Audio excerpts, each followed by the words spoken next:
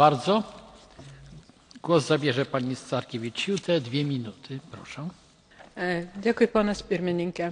Svarstomas dokumentas techninė prasme yra trumpas ir aiškus. Kalbame apie apskaitos standartus. Tačiau ekonominė ir politinė prasme, kaip mes pabrėžėm savo rezoliucijos projekte, jis yra labai reikšmingas ir kompleksinis. Juk iš esmės kalbame apie ES vaidmenį globalioje finansų rinkoje.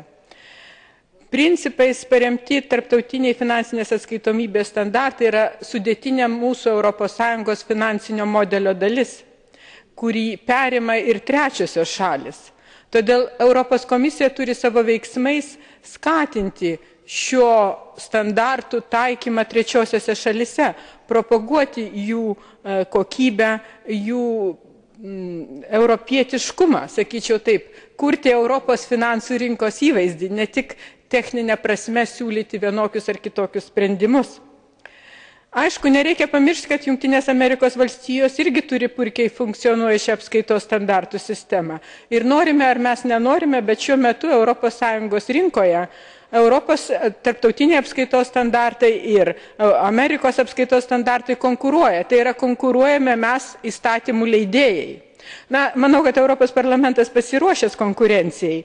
Tačiau verslui dviejų standartų taikymas yra per brangus, o besivystančiose rinkose atsiranda sumaištis, jie tiesiog nežino, kurios standartus jiem geriau diegti. Vadinasi, Europos komisija turėtų ieškoti būdų suderinti standartus ar skatinti tų standartų suderinimą atitinkamų institucijų lygmenyje. Ir nepamiršti, kad tai neina apie techninį problemą, mes kalbame ne tik apie techninę problemą, bet apie globalios finansų rinkos plėtrą.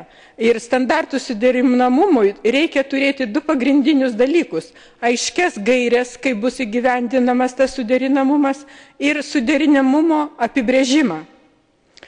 Aišku, yra manančių, kad neformalūs derybos būdai yra efektyvesni ir nereikia iš anksto paskelbti savo nuostatas. Derybose galima naudoti įvairius metodus ir taktiką, bet su kuo parlamentas, manau, negalėtų sutikti, tai su tuo, kad sprendimai, kurie būtų priimami suderinant apskaitos standartus, pažeistų pagrindinius IFRS principus ir pažeistų jų aukštą kokybę ir gerą vardą.